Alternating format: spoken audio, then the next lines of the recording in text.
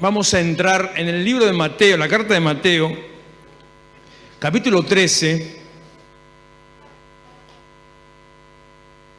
Algunas cosas a continuación de lo que estábamos hablando el miércoles pasado, que tiene que ver con yo le diría esta comisión, esta carga, este llamamiento que Dios nos da, que comenzó en el Padre Nuestro cuando lo leímos hace un par de semanas atrás.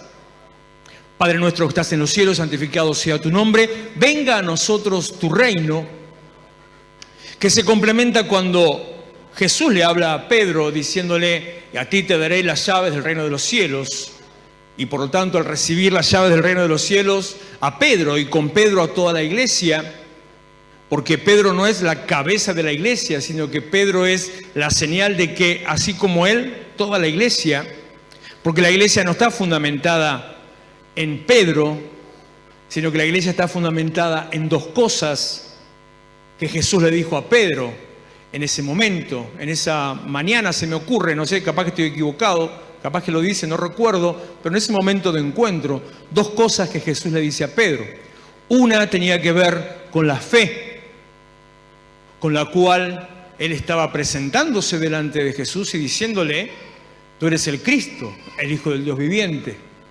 Y la segunda que le dice Jesús a Pedro, no con palabras, pero en el contexto de todo lo que dice, la segunda que le dice Jesús a Pedro es en la revelación, en el entendimiento de que Él es el Cristo, el Hijo del Dios viviente. Sobre eso, dice Jesús, edificó la iglesia, sobre esa fe y sobre esa revelación, sobre esa fe y sobre ese entendimiento. Es imposible que si usted no tiene fe, es imposible que vea su vida edificada. Por eso le decía cuando estábamos orando, crea. Y si le cuesta creer, crea. Y si no le sale, crea. Es así.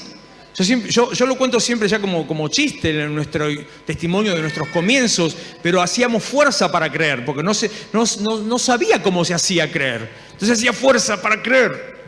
Capaz que te agarra una hernia, pero no. Bueno, como sea, crea. Disponiéndose a entender que, así como usted está enterándose de Jesucristo por la Biblia, del mismo modo lo que la palabra dice también se va a hacer realidad. Crea. Porque la fe es lo que lo lleva a una vida de plenitud, a una vida de transformación. Crea. No haga caso a todo lo que ande alrededor. No preste atención a las palabras negativas, a las mentiras.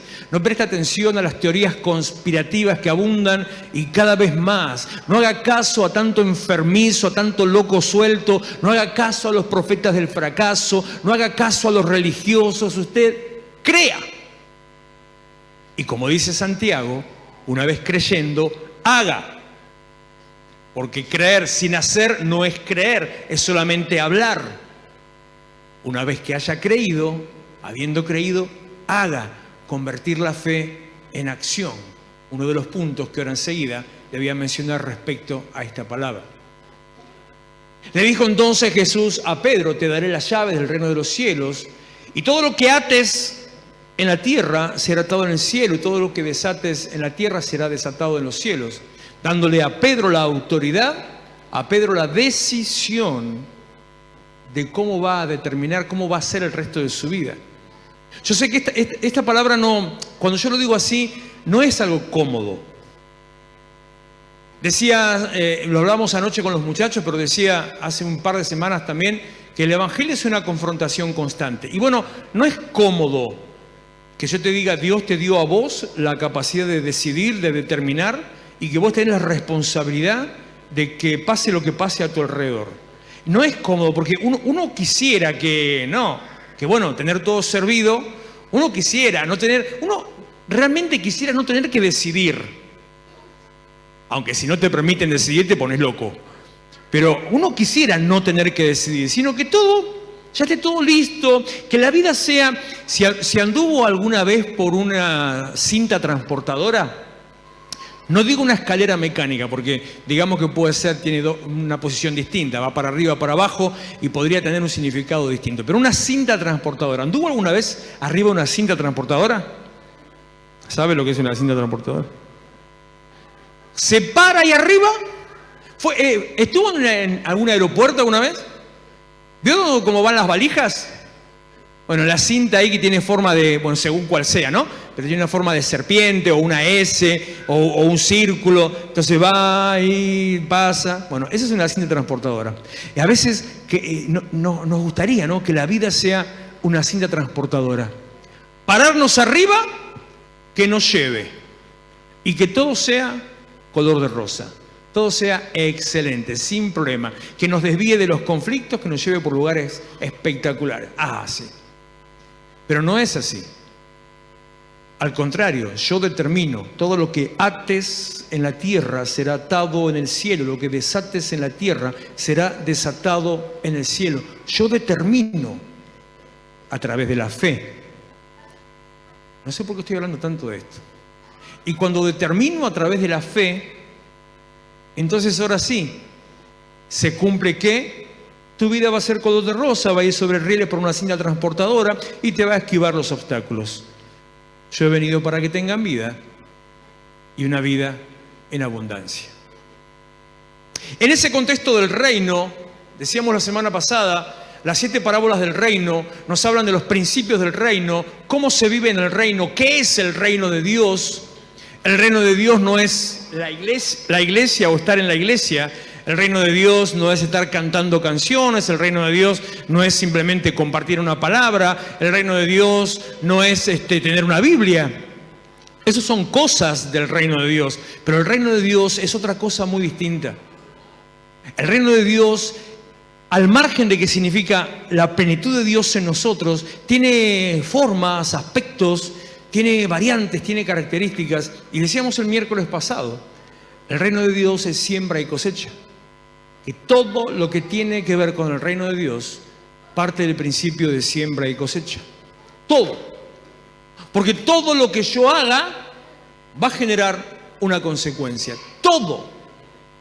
Todo lo que yo haga va a generar un resultado. Todo lo que yo siembre va a generar una cosecha. Todo. Todo lo malo y todo lo bueno. Todo. Toda acción, dice la tercera ley de Newton, que toda acción genera una reacción en su contra, en sentido contrario y con la misma fuerza. Todo lo que haga tiene una consecuencia. Estaba esta mañana hablando con un amigo creyente por una situación matrimonial, un problema matrimonial, y bueno, cuando él me contaba las cosas que le pasaban, te daba ganas de agarrar un fierrazo y empezar a revolear por todos lados. Y me dice en un momento determinado, me dice, no, ya no aguanto más esto, porque vos, escuchame, ¿a vos te parece? Tengo todas mis cosas en el auto ya, me dice. Le digo, pero vos estás loco. No, porque, no, chabón, le digo, amigo, no seas vencido de lo malo. Es predicador, entonces tomá. Vos a un predicador hablale con la palabra. Le estás clavando un puñal en el hígado. Sí, ahí al toque. Al predicador vos hablarle con la palabra. No seas vencido de lo malo, vence con el bien y el mal. Así. No. Bajá tu cosa del auto, bancátela, reacciona mal, habla mal, callate. Pero ¿cómo? No digas nada, guardá silencio, bancátela, espera el momento, no reacciones. No, pero quiere que vaya, anda con ella. Pero bueno, vence con el bien el mal. Todo lo que hagas genera un resultado.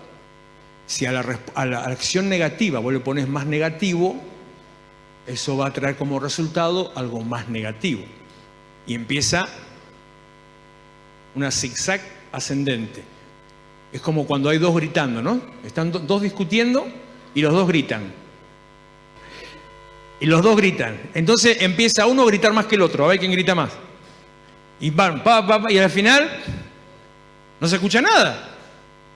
Entonces, ¿qué hace el sabio ahí? Empieza a hablar bajito. Y el otro sigue gritando. El otro les contesta bajito. Y a la tercera que el otro grita le dice, ¿qué? Y sigue hablando bajito. Entonces empieza a bajar. Toda siembra tiene una consecuencia. Todas sus acciones generan un resultado. Y si es por la física, en sentido contrario, de la misma fuerza. todo lo que usted haga viene de vuelta. La primera de las parábolas del reino es precisamente la parábola del sembrador, que nos habla, ¿de qué nos va a hablar? De siembra y cosecha. Y así dice Mateo, capítulo 13, versículo 1, en adelante. Aquel día salió Jesús de la casa y se sentó junto al mar. Y se le juntó mucha gente, y entrando él en la barca se sentó, y toda la gente estaba en la playa. Y les habló muchas cosas por parábolas, diciendo, he aquí, y comienza el Señor a contar. He aquí el sembrador salió a sembrar. Empieza a contar. O sea, cuando llegan a estas partes yo lo veo a Jesús como un contador de cuentos. Empieza ahí a hacer una historia que tenía que ver con algo habitual, que eso es lo que él dice ahora inmediatamente a continuación, las parábolas. ¿Qué son las parábolas? Es una historia que tiene una aplicación. Es una historia que toma conceptos contemporáneos, cotidianos, y esas mismas cosas cotidianas se vuelven sobre el que está recibiendo la historia.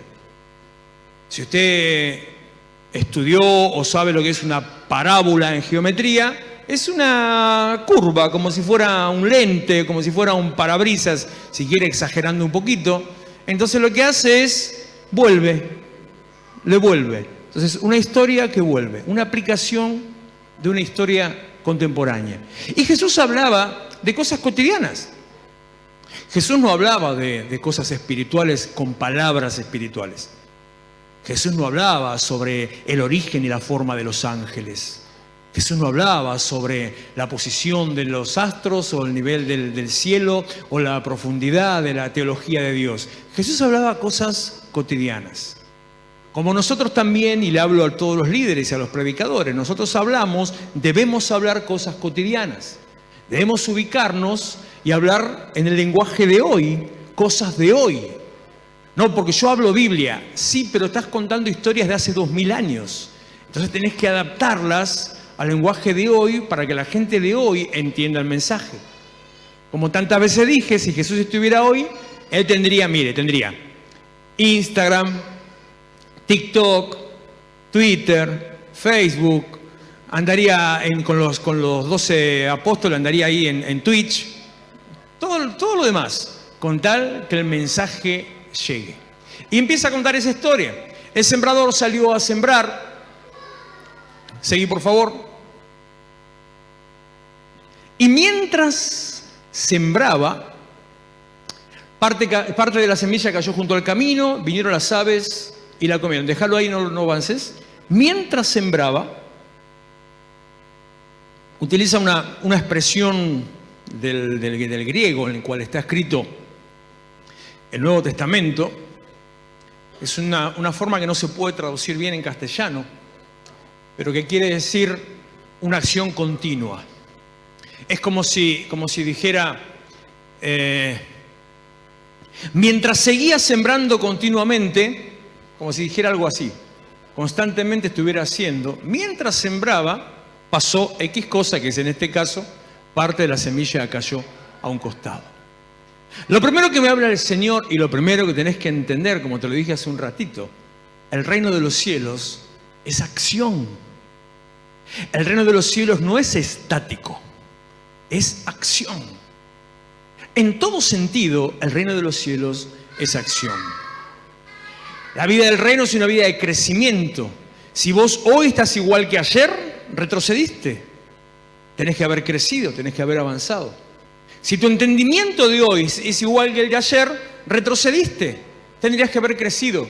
Si tu vida, tu pensamiento, tu forma de pensar respecto a las cosas de Dios son las mismas que ayer, retrocediste. Dice la Biblia que la vida del justo es como la luz de la aurora que va en aumento hasta que el día se aclara, que es una manera un poco poética de decir hasta el mediodía, o sea, el momento en que el sol está en la máxima posición. Parte del amanecer va subiendo, esa es la vida del justo, que va en aumento hasta llegar a lo máximo. Entonces, es acción, es crecimiento. La vida del reino en esta acción y crecimiento es dinamismo. O sea, usted no se puede quedar quieto. El reino de Dios no está pensado para que esto que nosotros estamos haciendo hoy sea la meta y sea el final. Sí, está pensado para que usted esté recibiendo una palabra, una dirección. Es fundamental que entendamos el concepto que tantas veces repetimos, pero si usted no lo escuchó en otro momento, que lo escuche hoy. Yo no vengo a la iglesia a recibir algo, aunque sí vas a recibir algo. Yo vengo a la iglesia a dar, como lo hablaba en el momento de la adoración. En ese de lo que Él me da, yo le doy. Yo vengo a la iglesia a dar. Le doy a Dios, primeramente le doy a Dios mi presencia, estoy, pudiendo estar en otro lado. Después le doy mi adoración, le doy mi alabanza, proclamando que todos sepan, que se enteren qué pedazo de Dios que es Dios. Le doy al Señor un sacrificio, le doy al Señor una ofrenda. Le doy al Señor también mi oído, cuando me empieza a dirigir. Y una vez que terminé de darle, me voy. No porque vine a buscar, porque vine a dar y salgo renovado, pleno, con paz, tranquilo, con un pensamiento distinto. Ahora bien, no termina ahí. Es para que una vez que usted cruce la puerta, comienza la acción. Es como que esto fuera el desayuno o el refrigerio o la merienda o boxes. Para un instante, carga pilas y va. Y comienza la acción. El Evangelio es acción. En todo tiempo, en todo lugar, donde sea que usted esté, tiene que estar actuando en forma positiva, en forma activa, haciendo el Evangelio. ¿Qué es hacer el Evangelio? Es un juego de palabras que significa dar buenas noticias. Hacer el Evangelio es decir, ¡hey, loco! Tengo una buena noticia para vos. ¿Qué buena noticia? ¿Ganó Boca? No, no es buena noticia. Loco, tengo una buena noticia para vos. ¿Qué buena noticia? El domingo hay elecciones. Tampoco es una buena noticia. Tengo una buena noticia. ¿Qué buena noticia? Tu vida puede cambiar y puedes vivir de otra manera. Ah, dale, a ver, ¿qué me vas a vender? ¿El plan de qué me vas a vender? No, nada. Ah, ya sé, sos Herbalife, ¿no? ¿Algo de eso? No, tampoco. Me estás queriendo meter un... ¿Cómo se llama? ¿Cómo se llama, Walter? Multinivel, gracias. ¿Qué dijiste vos? Ah, bueno, es lo mismo. Es el multinivel aplastado, el fractal. Me está queriendo meter un plancito de eso que cuando yo era chico le decíamos el avioncito. Pero ¿vos te acordás? ¿Vos no lo conociste el avioncito? ¿Nunca te quisieron meter en un avioncito? Bueno, en esta me jugaste en contra, ¿no? Siempre me haces la segunda, ¿no? Hoy no. No te quiero vender nada, no te quiero meter en ningún plan, no quiero hacer nada, sino simplemente quiero que conozcas que hay una manera distinta, una alternativa distinta, que ya está preparada desde el principio. Es que tengas una vida abundante. Juan capítulo 10, versículo 10. Y vuelvo a decir, como dije antes, no que te conviertas en un religioso, no. Que sigas siendo la misma persona que sos, una persona normal, con un pensamiento cambiado. Claro, hay algunas cosas que ya no las vas a hacer, pero por la misma razón que si cambiás de barrio, o cambiás de grupo de amigos, o cambiás de trabajo, o de nivel económico, hay cosas que ya no las haces. De la misma manera que si en una época en tu vida andabas en patas chapaleando en el barro, y después llegás a un nivel económico X, o una posición de trabajo X, ya no andás chapaleando en el barro. A lo sumo chapaleás en la pileta. Entonces hay una transformación que viene con la propia vida. Bueno, que siga siendo la misma persona, pero mostrando una alternativa de vida distinta. Esa es la buena noticia. Eso es el Evangelio. Eso es hacer el Evangelio. El Evangelio es acción. El viernes cuando tuvimos una reunión con un grupo de hermanos que están hace poco con nosotros, podríamos decir asistentes de poco tiempo, recientes. En un momento estábamos hablando justamente sobre eso, que nuestra iglesia es una iglesia activa. ¿Pero por qué? Por esto. Porque uno no se puede callar, porque ya el apóstol Pablo dijo en un momento, ¡ay de mí si no predicara el Evangelio! Y ampliando el contexto, yo podría decir, no solamente en cuanto a predicar, ¡ay de mí si no hiciera aquello que tengo que hacer! ¡Ay de mí si no cumplo la tarea para la que estoy! ¡Ay de mí si no hago aquello que me nace! ¡Ay de mí si no respondo al llamado de mi interior! Es así sencillo. Y en este caso, predicar el Evangelio o soltar una palabra de transformación o llevarlo a un nivel distinto es lo que Dios nos dio por hacer. Nuestra iglesia es activa porque tenemos, y mire, se lo digo ahora a ustedes, hay 3 áreas de la iglesia, 3 ministerios de la iglesia que todavía están detenidos, frenados, que a consecuencia de toda la cuarentena se estancaron junto con todo, pero no pudieron todavía volver a tomar su cauce. Así que calcule que hay mucho más todavía, si usted no conoce todavía todo el funcionamiento de la iglesia. Pero después, siempre, el Evangelio es acción, el reino de Dios es acción. Por eso los que dicen que el Evangelio es aburrido no entienden. Piensa que venir a... No, eso sí es aburrido. Eso es más aburrido que chuparte un clavo. No. No sé con quién hablaba, creo que con Walter hace un par de días. Yo no me puedo quedar quieto. No, Claudio decía, no me puedo quedar quieto. Y no, yo siempre fui igual. ¿Se acuerdan del aniversario? El pastor Torres como me sacó mano, me empezó a retar, me empezó a criticar. Átenlo a este hombre que se quede quieto, decía. Pero porque el Evangelio es así. Porque tenemos que accionar. Usted tiene que accionar. Tiene que pensar, tiene que sentarse. Decir, ¿qué puedo hacer para que otro también entienda? ¿Qué puedo hacer para sembrar una palabra de bendición? Porque todo lo que siembre lo va a cosechar. Toda acción genera una reacción. Toda palabra de bendición que usted dé vuelve sobre su vida una palabra de bendición. Entonces, si no evangeliza en la forma que sea, porque siente el llamado a evangelizar, hágalo por conveniencia material. Si usted quiere que le vaya bien, suelte palabras de bendición, hable palabras de bendición, bendiga a la gente y dígales, se puede vivir de otra manera. El reino de los cielos es acción. Mientras sembraba, parte de la semilla cayó junto al camino, vinieron las aves y la comieron, verso 5. Parte cayó en pedregales, donde no había mucha tierra, y brotó pronto, porque no tenía profundidad de tierra. Hablaba, adelantándome un poquito a lo que iba a decir después, pero el miércoles pasado decía que la culpa no es de la semilla, y la culpa tampoco es de la tierra. La culpa es de la actitud del que siembra. Porque uno de los peligros del Evangelio, de la vida del reino, es que como es acción, en el accionar usted se lleve todo por delante.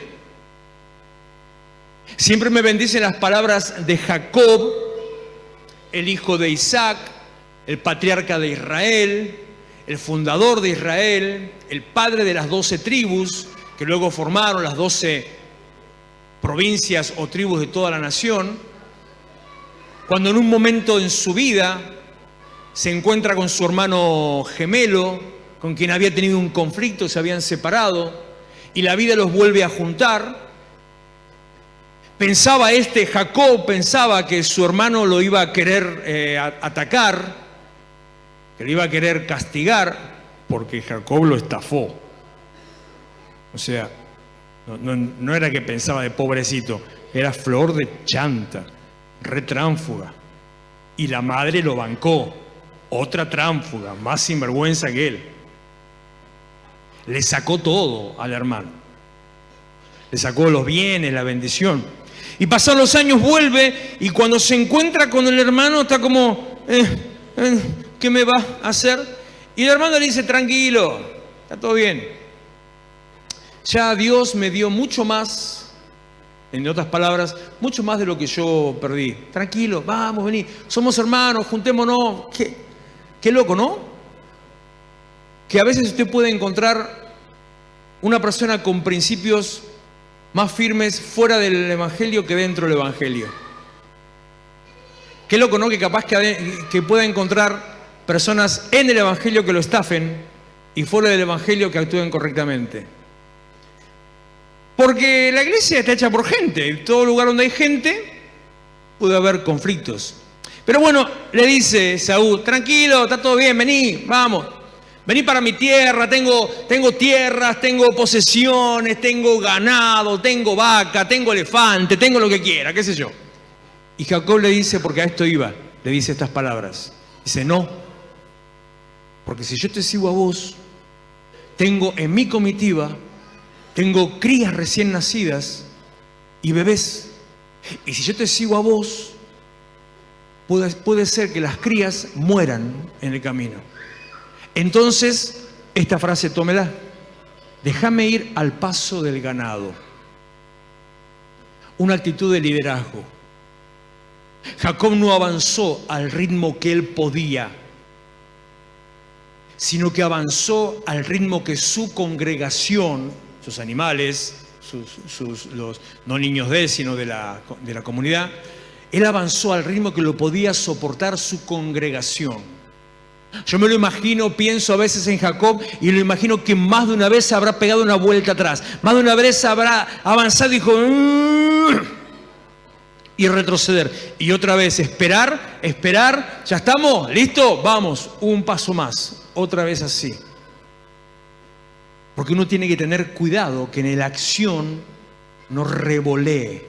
La culpa no es de la semilla, la culpa no es de la tierra, la culpa es de la actitud con la que se siembra. Lo importante no es tirar semilla, lo importante no es hacer por hacer, lo importante es hacer en forma efectiva. Lo importante no es revolear. No sé si alguna vez le habrá pasado, si tuvo la oportunidad, tiene un negocio, tiene una tienda de ropa, una pizzería, si vende chupetines o tiene un delivery de lo que se le ocurra. Y se le ocurrió contratar a un pibe, pagarle a algún pibe del barrio para que reparta volantes en el barrio. La peor inversión que pudiste haber hecho en tu vida. Demos la vuelta ahora. ¿Nunca le pasó encontrar abajo de su puerta o en el cartero un toco así de volante todo el mismo tipo? ¿Para qué me da tanto? ¿Sí? No es cuestión de revolear por revolear. Es cuestión de hacerlo en forma efectiva, productiva, activa. Entonces, el reino de los cielos tiene que ver con dirección. Tiene que ver con saber cómo actuar. Cuando usted llega a Cristo y usted ahora está empezando una vida espiritual, cuando usted llega a Cristo, tiene que pedirle a Dios dirección para saber cómo actuar. Tiene que dar los pasos firmes, tiene que dar pasos seguros, tiene que pararse sobre un terreno firme. Ah, pero Pedro caminó en el agua. Sí, pero la firmeza estaba en la mirada de Jesús. También Pedro tenía un terreno firme, puesto en la fe y en la revelación de que Él era el enviado de Dios. Y Él me dijo, entonces voy. En el momento en que Pedro se empezó a hundir, ¿cuándo fue? Cuando sacó los ojos de Jesús y empezó a mirar el agua. Cuando vos mirás tu problema, te ahogás. Cuando mirás tu problema, te hundís. Ah, pero no mirar el problema es negación. No. No es negación. Sé consciente de que estás arriba del agua, pero mirá a Jesús y camina hacia Él. El reino de Dios, el reino de los cielos, el evangelio es entendimiento. Saber lo que hace y por qué lo hace. Por eso durante varias semanas, bueno, creo que en realidad un montón de veces, ya me acuerdo hace un par de años con el mismo punto, la importancia de reconocer y entender quién es Dios. Fundamental, importante, saber para qué estoy, por qué estoy, fundamental. Entender el criterio, la posición, para que usted tenga una vida bendecida. Ahora, si usted solamente quiere venir a la iglesia, siga así, no importa. Pero si usted quiere tener una vida bendecida, es importante que entienda quién es Dios, cómo es Dios y para qué está. El reino de los cielos es acción. Seguí, por favor, que ya casi terminamos. ¿Dónde quedó? Es al 7:7. Y parte cayó entre espinos, y los espinos crecieron y la ahogaron. Pero parte cayó en buena tierra y dio fruto, cual a 100, cual a 60 y cual a 30 por uno. El que tiene oídos para oír, que oiga. Entonces, acercándose los discípulos, le dijeron: ¿por qué les hablas por parábolas? Y Jesús respondiendo les dijo: porque a ustedes les es dado saber los misterios del reino de los cielos. El reino de los cielos es un misterio. Y como todo misterio, No está así a primera plana, no está así expuesto. No levanta usted una caja y ahí sabe cómo es. Todo misterio necesita ser descubierto, necesita ser rebuscado. Todo misterio hay que escudriñarlo. El reino de los cielos es un misterio. El reino de los cielos está a disposición de aquellos que quieren recibirlo. Si usted quiere recibir sabiduría, dirección, unción, poder, tiene que estar interesado en recibirlo, tiene que buscar. Solamente a ustedes les es revelado, les es dado saber los misterios del reino de los cielos, pero a ellos no les es dado, a los que le habla por parábolas. Y miren lo que dice el versículo 12, y ya ahí sí casi terminamos, chicos, si quieren pasen, falta una cosita nada más. Miren lo que dice el versículo 12. Es impactante si lo entiende en este contexto, porque cualquiera que tiene, se le dará. Un texto que Juan lo dice en otra historia, en otro momento, nada que ver, pero acá lo habla sobre el entendimiento del reino. A cualquiera que tiene, se le dará, pero al que no tiene, aún lo que tiene, le será quitado. Si usted tiene entendimiento, va a tener más. Si usted tiene hambre de Dios, va a tener más. Si usted tiene revelación, va a tener más. Pero si usted no tiene, aún lo que tiene, le será quitado. Y lo aún que tiene es una bendición, tal vez incluso la fe, lo poquito que haya alcanzado. Es necesario buscar más. Por eso tiene que tener entendimiento, por eso tiene que avanzar. Dice 1 Corintios capítulo 4, versículo 1. Ayúdame, Iván, a hacer algo más rápido, que igual ya salimos con eso. Ténganos los hombres por servidores de Cristo y administradores de los misterios de Dios. El reino de los cielos es un misterio y le he dado a administrar a aquellos que buscan, que se meten, a aquellos que escarban, a aquellos que tienen hambre. Les he dado a administrar a aquellos que indagan, los que quieren saber más, conocer más, entender más. Y lo que dice, volvé al versículo anterior, por favor, al 12. Y al que tiene más, entonces recibirá más y tendrá más, una vida bendecida, una vida próspera, una vida abundada. Porque dice, y ahora sí último, espera que no sé qué versículo es.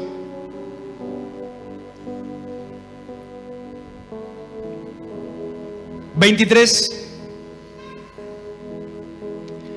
El que fue sembrado en buena tierra, este es el que oye y entiende la palabra y da fruto, y produce a 100, a 60 y a 30 por uno.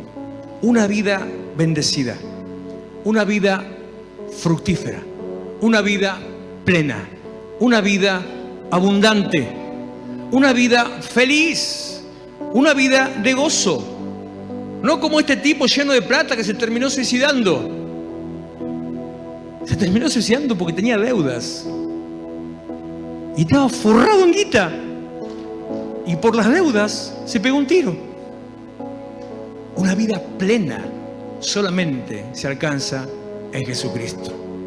A ustedes les fue dada la llave del reino de los cielos, para que todo lo que aten en la tierra sea atado en el cielo, y lo que desaten en la tierra se desate en los cielos. Póngase en pie, por favor.